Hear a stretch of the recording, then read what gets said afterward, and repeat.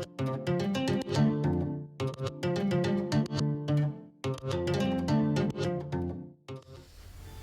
guys, Coach Hunter here with Mackenzie helping me out today with Kickboxing 73. I don't know. It's you guys getting into it today with the counters for the low kick. Now this is just like scratching the surface. I mean, counters can be really anything, any kind of return, whatever you want. There's a lot out there, a lot of options. I'm just gonna show some really basic ones that I think are really important and that I think are gonna be very helpful for a lot of people.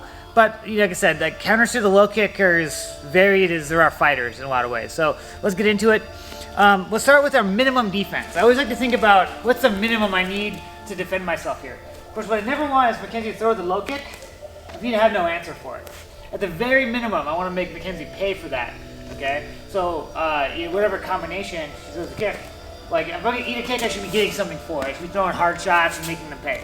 What you never want is for my opponent to throw the kick, you eat it and just kind of let them have it, okay?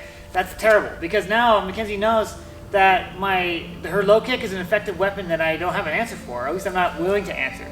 So, and that puts me at a huge disadvantage. And you can win a whole fight with low kicks pretty easily, okay? So my minimum defense is to check, okay?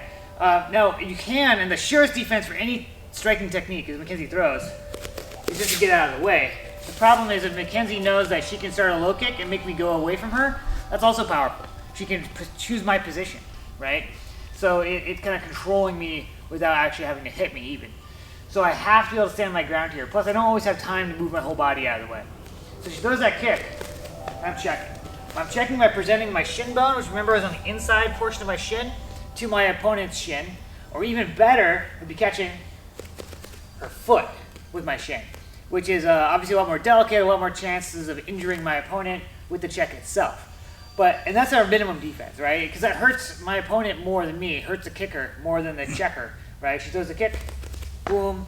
I'm really making sure I'm trying to land this kick or this check with the topmost portion of my shin, just below the kneecap. That's where it's thickest, the bone that is. And it's also where it has the fewest nerve endings. I find it's a lot duller there than lower, okay? She throws the kick, and I'm checking. Once again, not looking at her leg, not looking at the kick. I'm looking right at her center of mass, boom, right there. Okay, she throws a kick to the inside of my lead leg, I'm checking there. Okay, really simple. Okay, making sure I'm nice and nimble, my balance is even between my legs. Some people will have their weight way back, so it's a really easy check for them. There are some advantages to that when it comes to checking and other things, but it has disadvantages in other places. I like to be a bit more balanced, so 50-50 between my legs so I'm not committed to something. So when she throws that kick, it'll be easy for me to move my lead leg for me to get the check, okay? That's our minimum. Next, we want to counter. So let's throw a really simple one. I'm just going to return a kick for a kick. She throws that kick to the outside of my lead leg. I'm checking right from here. I don't want to put my foot down and then go, okay? It's really important I'm not doing that because it's going to give her time to recover. So do that again. Now she's ready for it, right? She knew, she could see us coming. She's back in her stance. She's ready for that kick potentially. So when she throws the kick, I'm immediately going to feed right into my round kick there. Okay? So from that position where I'm checking, my foot drops back, stepping out like I'm doing my quick switch footwork, and I'm throwing the kick. Boom, right there. And I'm going to the body just because it's very common. So if you swim the hand, to swim. Right, so swimming kick. Yeah, like just swim, right? Not really. So Mackenzie's going to swimming, right? Sometimes I get that hand down and land either the head or to the body if her arm's long, okay? So it's a nice shot potentially. Of course I can go to the leg just at the end. Look for that planted leg that was there. Okay, it's gonna be relatively hard for her to get that leg up and check in time if I'm quick on that, okay? She goes to the inside of my lead leg. I'm checking and stepping out. Right from here, I'm stepping out, okay? Just like I'm throwing my normal 10, which is what I'm gonna turn. She throws a 9, come out, throw my 10, okay? One more time. Boom, boom, boom, boom, okay? So, no particular reason that I went with a 10 there, per se. I do find bringing my leg in here, it wants to come back to its normal position. So that little step out is nice and easy. Kind of feels natural to me. But we could, so that kick in, turn the same way we just did, Okay, same thing, she throws the kick to the outside of my lead leg. I can come back with the 10 there. And of course, this is just one option.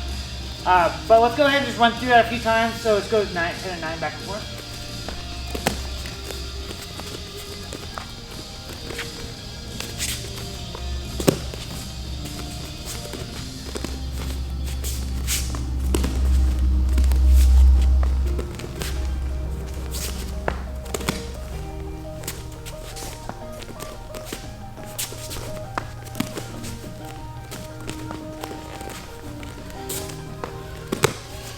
So we're getting a nice little drill there, okay?